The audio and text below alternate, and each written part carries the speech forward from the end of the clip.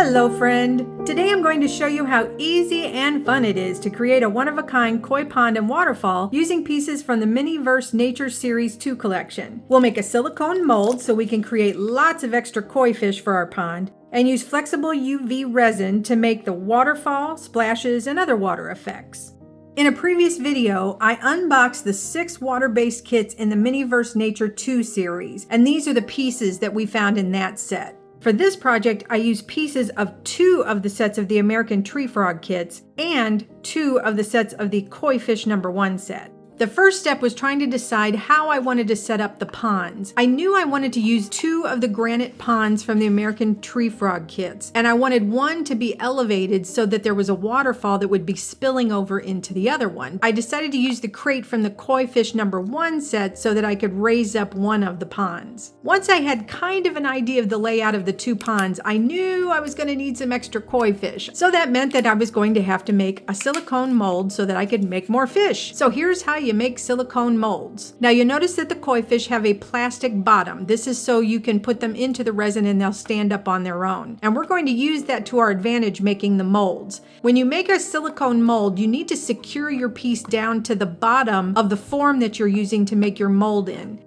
And I like to use this tacky glue. It's just tacky enough that will hold it in place, but it will peel right off at the end. It won't make it a permanent bond. Now there was enough room that I could put 2 fish in the same mold, and that way, of course, it goes twice as fast. Time to get out my trusty scale. The material that I like to use to make molds is by Let's Resin. It's their silicone rubber 15A. This is the best one to make for UV resin because it's translucent, which means that the resin will cure through the mold. It mixes at a 1-to-1 ratio. It's a 2-part silicone, so you've got part A and part B. So that meant I needed 12.5 grams of part A and 12.5 grams of part B. And you know what? Doggone it, I nailed it. Got it just right. Now that's not necessary. If you go 1 point or 2 points over on either A or B, it won't matter too much, but the more exact you can be, the better results you're going to get in the end. For this particular product, it's recommended that you stir for anywhere from 3 to 5 minutes. This is such a small amount of silicone that I stirred for about 3.5 minutes, I believe. And this is where the degassing part comes in. This is a wonderful chemical mixture that Let's Resin has put together, and you can see the bubbles come up all on their own. The air rises to the surface, and that way it eliminates so much of the problems that you might have with air bubbles inside your mold later on. And then whenever you're ready, you can go ahead and pour your silicone into your mold. I would do this very gently because what you're trying to avoid is for your pieces to move around. If you don't have them secured properly, they could float or move around and then you'll have to start over. You need to have a place at the bottom of the mold, which will eventually be the top of the mold because you're molding upside down, so that you'll have a nice round hole to pour your resin in when you're ready to actually cast your mold later on. Just pour maybe 1/4 of an inch over the top of whatever it is you're trying to mold. You don't want your mold to be so thick that the UV won't be able to penetrate through to cure your resin when you're doing your mold. It's recommended to let the silicone sit for at least 4 hours to cure. I let mine sit overnight. So let's see how our mold came out. I just peel the paper away and voila, there is the mold. I think it looks pretty good. I don't see any major air bubbles. For this particular item, for these fish, we'll have to do what's called a cut mold. Most items you don't have to do this, but this is such an unusual shape that we're going to have to cut just a little bit more than you normally would. Where that clear plastic round stand is under the fish is going to be the opening to your mold, but it's not big enough to allow the whole fish to be released from the mold. So we're going to cut right around that hole the length of the fish, and that will allow him to come completely out of the mold. Cut as little as you can and don't cut very deeply, but you want to cut right along where that little fish is, and you can see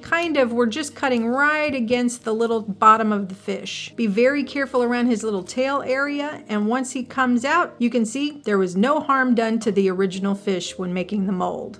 And here's our mold, and when you pull it apart, you can see where the opening is. The mold will come right back together and close up just nicely. And if you look inside the mold, you can see each individual scale of the fish. The mold came out really well. I'm very pleased. Let's make some fish. Now, this is a different resin. This is a resin I got on Amazon, and this is an opaque resin. I wanted one that was already colored, and this is a hard type resin. So I'm going to cast the fish in white and in black. I'm trying to make different colored koi. This is the white, of course, and we're going to start with the head and the tail fins. This is the tricky part. When you initially add the resin, start by trying to fill the tail fins and the head first. And I used a toothpick to try and push the resin into the tail and into the head. Be very careful that you're not poking through into the silicone. You don't want to alter the mold or poke a hole, but the tail especially is very, very tiny, and you only need the tiniest amount of resin to go down in there. Once you think you've got resin in those cavities, then just keep pushing the resin down in there to fill that void. You can squeeze it, you can pull it apart and look inside of it. Remember, as long as you haven't cured this resin, it's workable. You can use UV resin and play with it and push it around all you want before it's cured. So I just kept pushing it around and trying to fill that cavity the very best I could, make sure there were no air trapped where there would be a big gap. And here you can see when an air bubble came up, I could pop it very easily. Once I scrape off the excess, I'm ready to try the other side, and this time we'll go with the black, and it's the same process.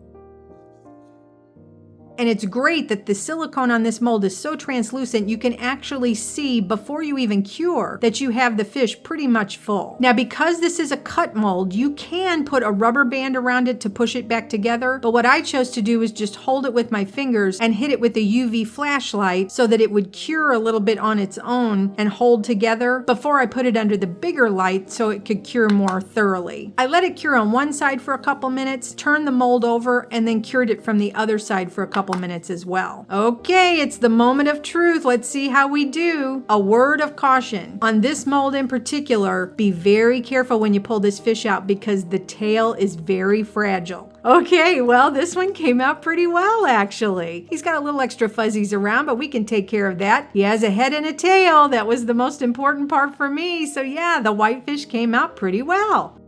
All right, let's see how the black one looks. Very careful with that tail. Oh, there he is. We have a black fish, ladies and gentlemen. Not bad. I'm very pleased. And again, the detail, look at how well the scales came out with that mold. Looks very similar to the original. You can use your X-Acto knife to get out all the little extra fuzzies that might be on there.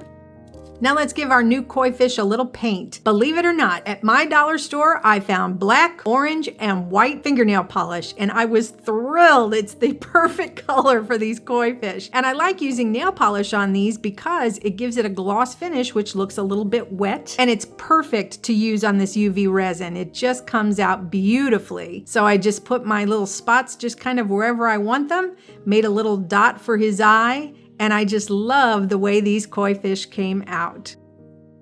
One question you may have, I cast these in both black and white, and that made the base that they sit on black and white, which obviously is going to show through the clear UV resin that looks like water. What I chose to do was to actually cut off the base. That's not an easy thing to do, by the way. You actually kind of have to saw it off. But part of the reason I wanted to take the base off is because I wanted the fish to sit at different levels in the water. I wanted some of the fish to be flat against the bottom of the pond and some to sit up higher. And what I decided to do to achieve that was I made ice cubes from the ice cube tray that was included in the cafe series. And then I mounted the fish on the ice cubes. And I even made the ice cubes different heights and different levels by putting a tiny bit of resin in one ice cube tray square and filled the other ice cube tray square completely up. I hope you'll give this a try. Making molds can unleash a whole new world of creativity when you make miniatures. It just takes a little practice, a little trial and error, but I encourage you to give it a go. And if you have any questions, feel free to ask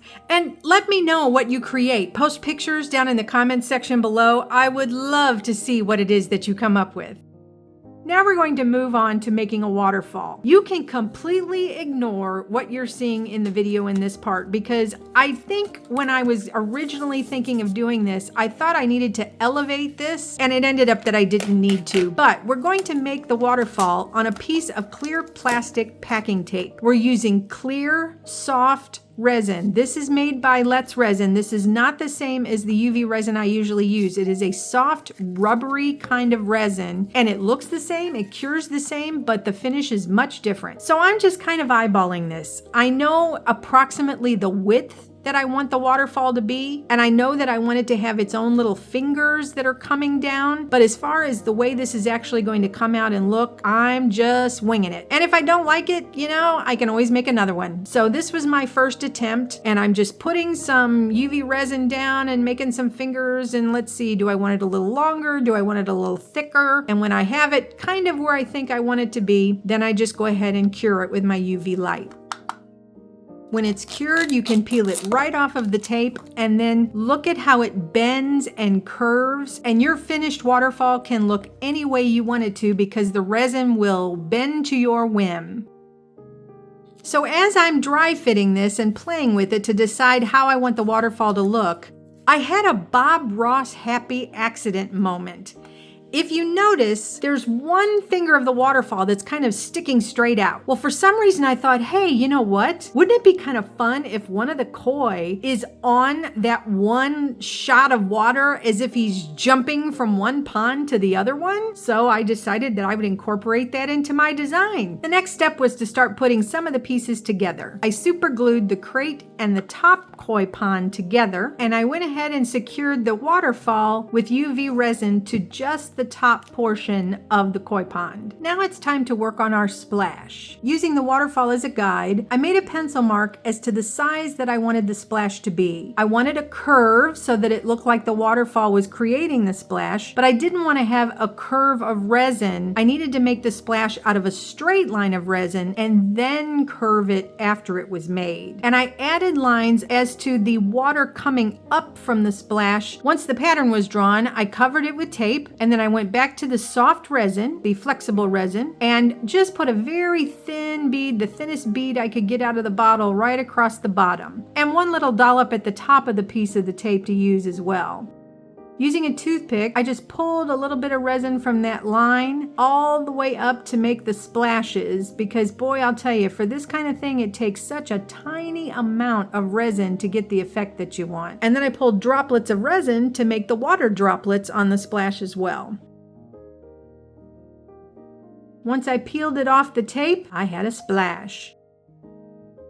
I realized that one part of the resin had kind of run together and it was a big thick blob, and I didn't like that. The best part of this rubbery kind of resin is that you can actually use scissors and trim it. And so I just snipped into it and kind of thinned it out just a little bit before I went ahead. Next, I went back over to the pond and did a little bit of a dry fitting. I curved it to kind of see kind of how it was going to look. So I decided to go ahead and use this as my splash. Now we're switching to the hard resin for the final result. I made a puddle of hard resin right where the little smiley face is. That's my guide. And I curved the soft resin splash onto that smiley curve so that I could get the shape that I wanted. I used my flashlight. The hard resin will give you your nice solid base so that when you attach it in your pond, it'll stay in place. This is where my plan deviates just a bit. I put my first fish in, and I wanted him really high up, almost coming up out of the water where you could see him really well. I was really proud of that koi, by the way. And I realized that the waterfall needed to extend out, and that if the koi pond was tucked too far underneath, the water would be like splashing out of the pond. So what I decided to do was to pull that pond away from the other one, but I needed a base for it to sit on. So I used 3 popsicle sticks, and I made a new base for the 2 ponds to sit on. I decided the Bob Ross happy moment warranted a real koi fish by Miniverse. I put a goldfish flat on the bottom on the top pond,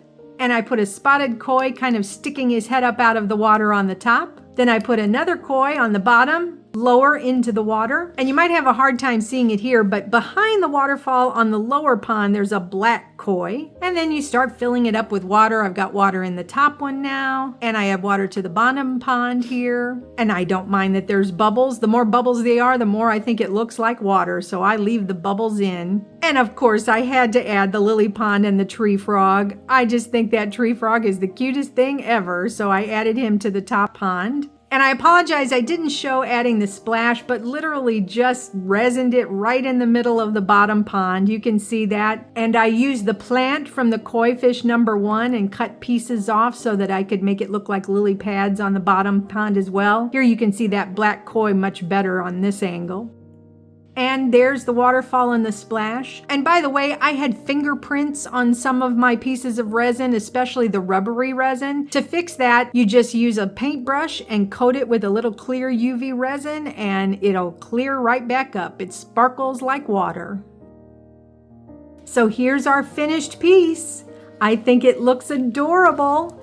And you know, any little flaws that you might have in your fish, trust me, the water covers them up. Nobody will ever know the difference. You'll be delighted with the results. If you like this video, please give it a thumbs up, share it with your friends. Be sure to subscribe because we're going to have a lot more coming up. And friends, as always, thank you so much for taking the time to spend with me today. I'll see you in the next video.